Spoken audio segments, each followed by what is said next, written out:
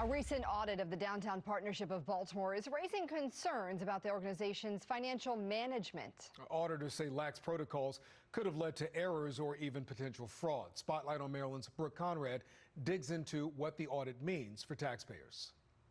Yeah, that's terribly concerning. A recent audit of the Downtown Partnership of Baltimore is raising significant concerns about the organization's finances. The auditor wrote there was a possibility of fraud or errors not being detected due to what they described as a lack of timely account reconciliation in the 2024 fiscal year. That is, DPOB wasn't doing the proper checks to ensure it had accurate financial records. The auditor also said they found no documented policies and procedures over procurement, suspension, and debarment.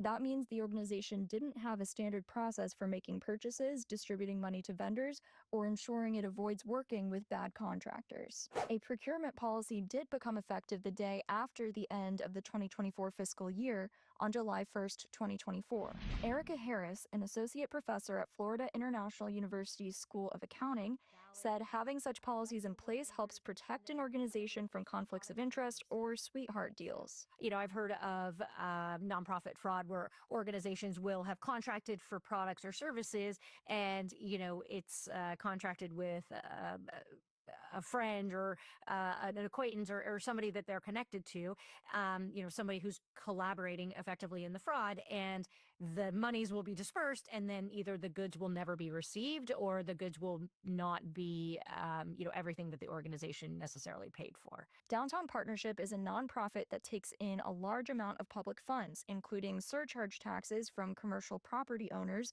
through the Downtown Management Authority.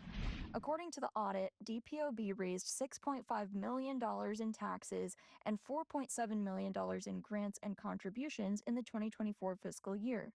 DPOB's annual report also notes a $12 million allocation from the state that same year. There also was a huge influx of federal dollars.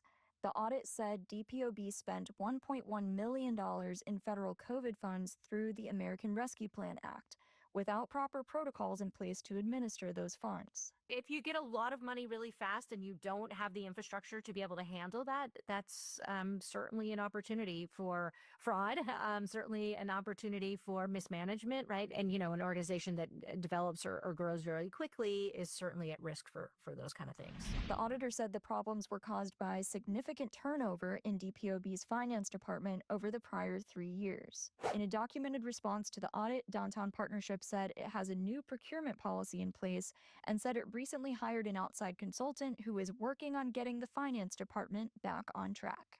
In an email to Spotlight, DPOB spokesperson Greg Tucker said the consultant's recommendations have been implemented.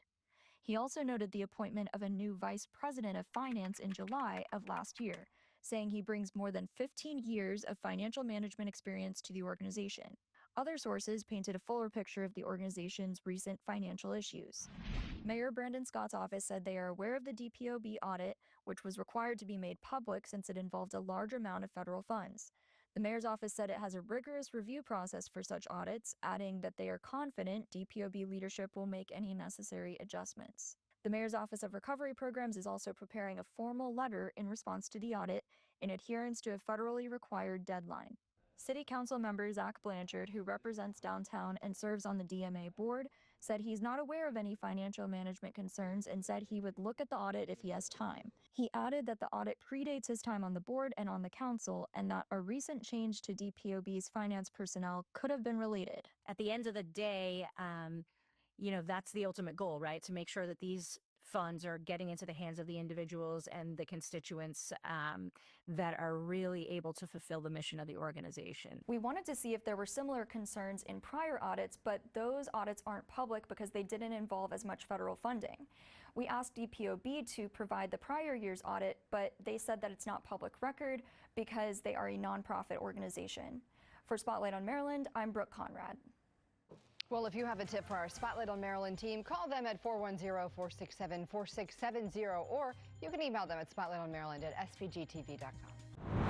Hi, I'm Maxine Stryker. Thanks for watching. Don't forget to like this video and subscribe to our channel, and check out Fox Baltimore on social media to find more stories like this.